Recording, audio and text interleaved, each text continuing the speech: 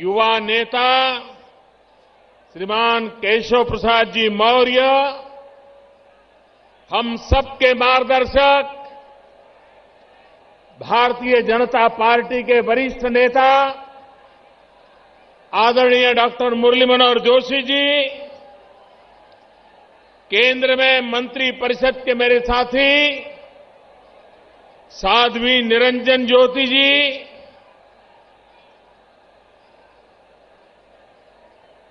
संसद में मेरे साथी श्री ओम जी, श्री देवेंद्र सिंह जी, केंद्र में मंत्री परिषद के मेरे साथी श्रीमान राजीव प्रताप रूडी जी, विधायक एवं महासचिव श्री सलील बिश्नोई जी, प्रदेश सचिव श्रीमान स्वतंत्र देव पटेल जी, श्रीमान विजय बहादुर पाठक जी, मानवेंद्र सिंह जी, कौशलेंद्र सिंह पटेल, बाबूराम निषाद, श्रीमती कृष्णा पासवान जी, प्रकाश शर्मा जी, सुरेंद्र मैथानी जी, अरुण पाठक जी, राहुल अग्निहोत्री जी, सत्यदेव पचौरी जी, श्रीमती अनीता गुप्ता जी, श्री रघुनंदन भदौरिया जी, रामशरण कटियार जी, सतीश महाना जी, श्रीमान हरद्वार दुबे जी और विशाल संख्या में पधारे हुए मेरे प्यारे भाई और बहनों,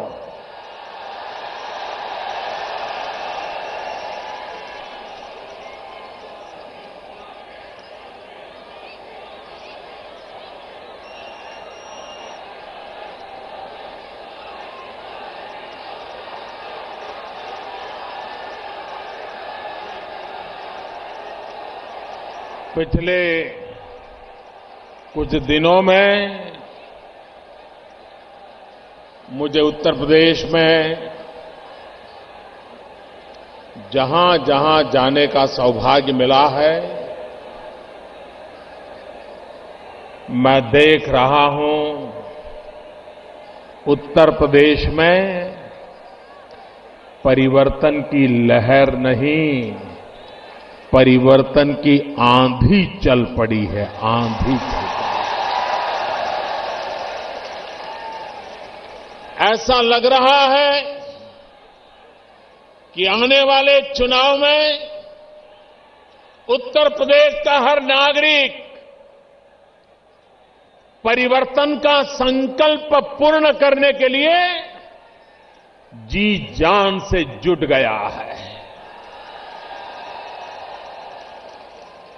भाइयों बहनों, आपके बीच आने से पहले मुझे भारत सरकार के कार्यक्रम में शरीक होना था। यहीं पर पास में ही उस कार्यक्रम का समारोह था।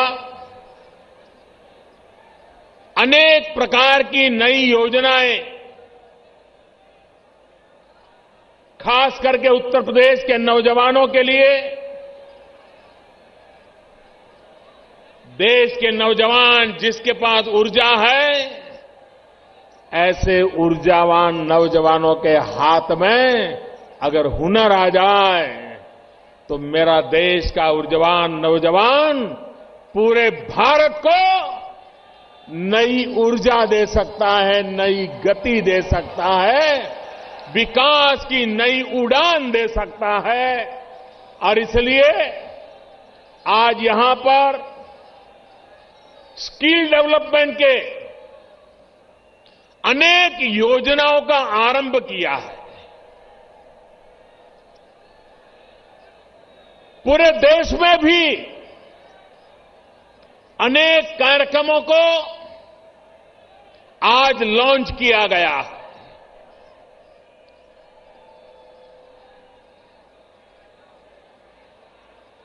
देश और दुनिया में आने वाले दिनों में जिनके पास युवा धन है, युवा शक्ति है, वे विश्व में अपनी ताकत दिखा सकता है, अपना अस्तित्व दुनिया के लिए उपकारक सिद्ध कर सकता है। भारत आज सौभाग्यशाली है कि भारत के पास 35 से कम आयु की संख्या 65% से ज्यादा है। जो देश नौजवान हो, जिस देश के पास ऊर्जावान युवा हो, वह देश दुनिया के सामने अपनी ताकत का परिचय करवा सकता है, लेकिन वो तब संभव होता है जब उसके हाथ में हुनर हो, काम का अवसर हो, देश में गति हो, विकास की उड़ान हो।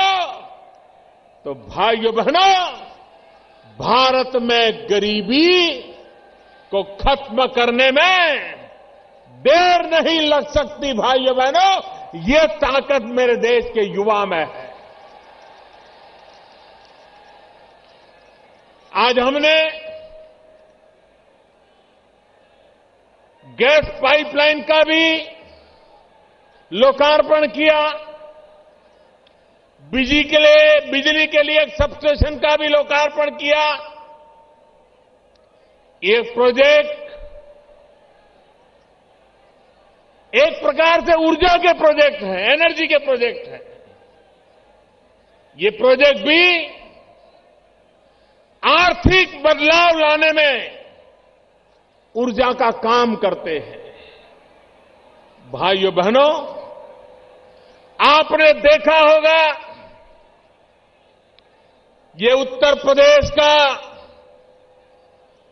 अधिकार है, ये उत्तर प्रदेश का गौरव है कि उत्तर प्रदेश ने देश को स्थिर सरकार देने में बहुत बड़ा योगदान दिया है। 30 साल तक देश में स्थिर सरकार नहीं थी। समझौते से गाड़ी चल रही थी, निर्णय नहीं होते थे। पूरी देर एक को संभालो तो दूसरा नाराज, दूसरे को संभालो तो तीसरा नाराज। वो अपनों को संभालने में लगे, देश को संभालने के लिए उनके पास समय नहीं था, देश को संभालने के लिए उनकी प्रायोरिटी नहीं। भाइयों बहनों, आज दिल्ली में आपने ऐसी सरकार बनाई है जो सरकार गरीबों को समर्पित है। पहले दिन से हमने जो जो योजना लाए हैं, वो सारी योजनाएं इस देश के गांव, गरीब, किसान, दलित, पीड़ित, शोषित, वंचित, माताएं, बहनें, युवा, उन्हीं के जीवन में बदलाव लाने के लिए हमारी सभी योजनाएं केंद्रित है। मैं हैरान हूं,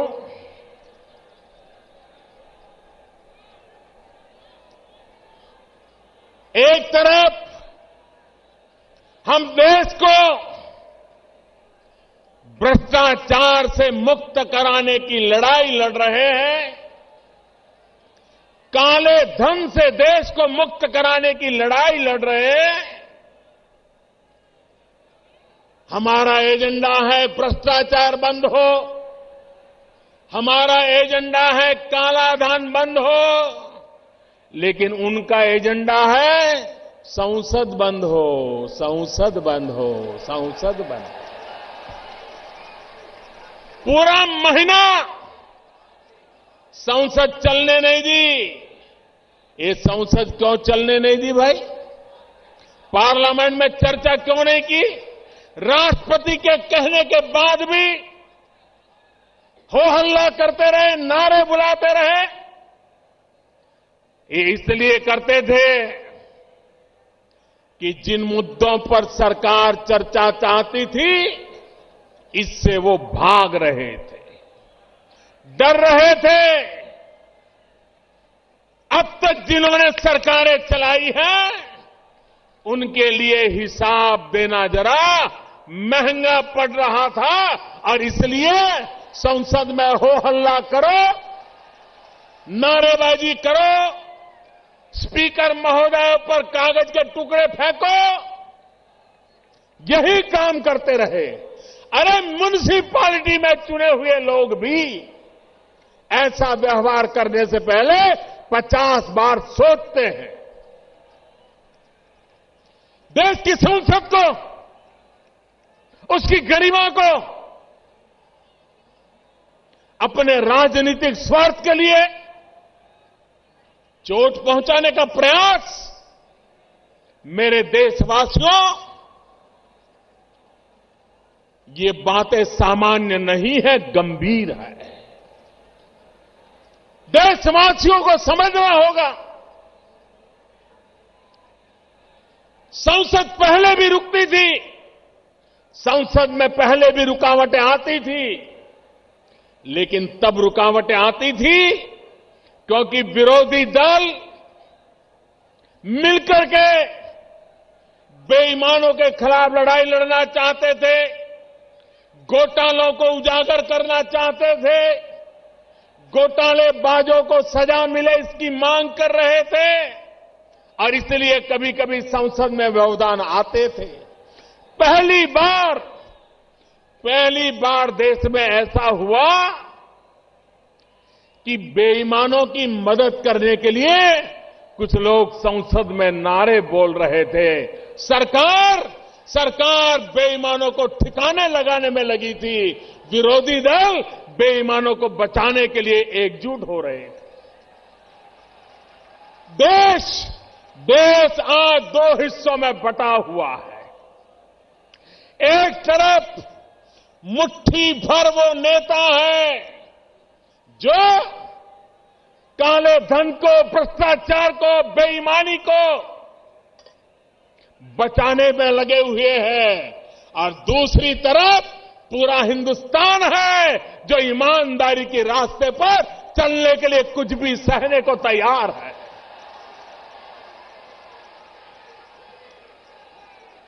भाइयों बहनों, ये भ्रष्टाचार, ये काला धन, काला मन, काला कारोबार, यही है जिसने मध्यम वर्ग का शोषण किया है और गरीबों के हक को छीना है। भाइयों बहनों, आज दिल्ली में ऐसी सरकार बैठी है जो गरीबों को हक दिलाना चाहती है, जो मध्यम वर्ग को शोषण से मुक्त कराना चाहती है, जो देश में ईमानदारी के रास्ते पर आगे बढ़ना चाहती है और देशवासी जिस ईमानदारी के लिए पहचाने जाते हैं उसको लेकर के एक नई ताकत खड़ी करना चाहती है। लेकिन भाइयों बहनों,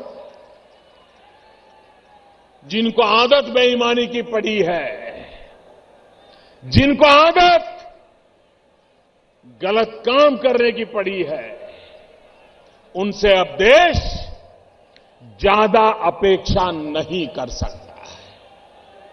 और इसलिए मेरे प्यारे देशवासियों, मेरे प्यारे भाइयों बहनों, ये परिवर्तन की आग, ये परिवर्तन की ललक, पूरे उत्तर प्रदेश में परिवर्तन की आंधी क्यों आई है? यहां के लोग गुंडागर्दी से तंग आ चुके हैं, तंग आ चुके हैं।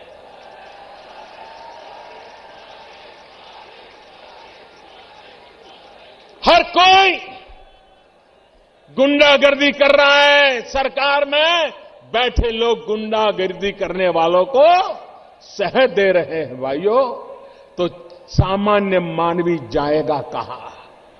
उसका मकान छीन ले, उसकी जमीन छीन ले, वो जाएगा कहां? भाइयों बहनों, जब तक लखनऊ में सरकार नहीं बदलोगे, ये गुंडागिर्दी करने वाले ठिकाने नहीं लगने वाले। सामान्य मानवी को परेशान करने वाले लोग चुप बैठने वाले नहीं है। और इस चुनाव में भी ये गुंडागिर्दी पालने वाले और गुंडागिर्दी करने वाले बेखौफ होकर के चुनाव में अनाप शनाप सब कुछ करने पर तुले होंगे।